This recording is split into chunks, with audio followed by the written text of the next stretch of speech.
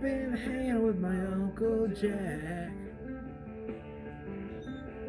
down in Cabbage Town, across the railroad tracks. Anyway, no, I'm not gonna do karaoke for you, but I love this tune, man.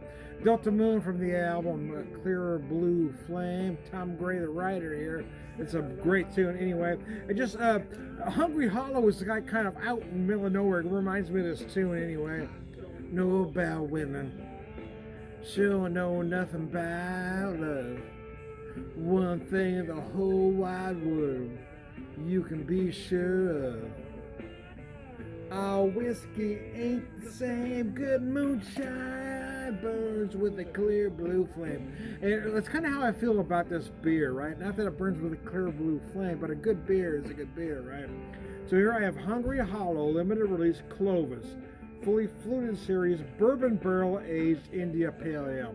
Now I asked Joe Zuka, the owner and head brewer out there, if it's the same animal as his Imperial IPA, just barrel aged, and he kind of said yes and no. It starts as the same beer, malt bill wise, but it uses the different yeast strains.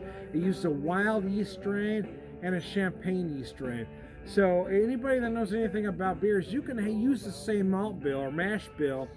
If you change the yeast, it's a completely different beer. That's kind of what he's done here, is he's used those two yeasts and then he's aged it in a bourbon barrel. So you really have a completely different animal. And I got to be honest that his Imperial IPA is one of my personal favorites that there is. And I've had this before, or I had an earlier incarnation of Clovis, I should say, and it was one of my personal favorites, but he did say this one was slightly different. Oh, yeah. I never know what I'm going to get from Zuka, right? So, wow.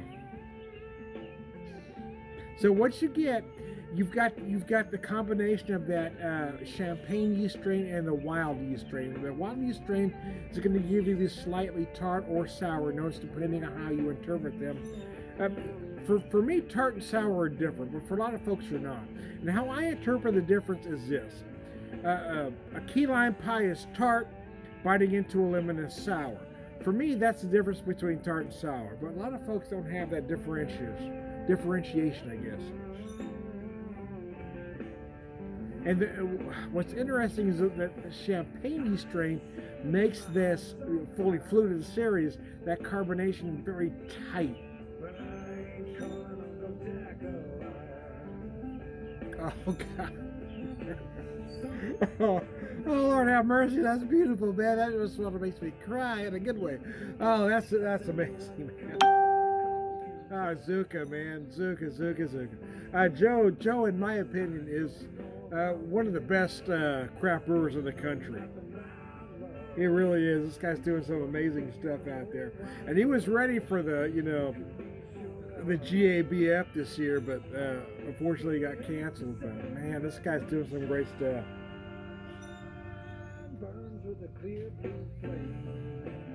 Oh, good Lord. So you do have those Imperial IPA notes, right? But because you've got that wild yeast strain, you've got some slightly sour notes because you're using a champagne yeast strain. You've got this very incredibly tight carbonation.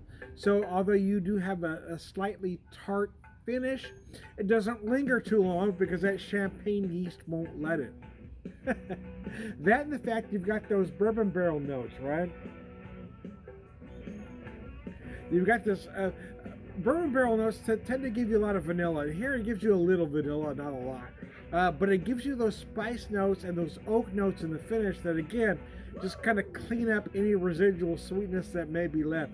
This beer is arguably one of the 5 best ever done, in my opinion, of beers I've ever had, I guess. I should qualify that. I mean, I can't speak for beers I haven't had before. But if I was limited to 5 beers, or if I was to pick a top 5 in no particular order, this would definitely be in it because of the nature of the beer. It's just absolutely gorgeous. Anyway, I am Tom the Beer Whisperer, beer evangelist, prolific beer drinker, pervert wisdom, all around good guy. Cheers, y'all.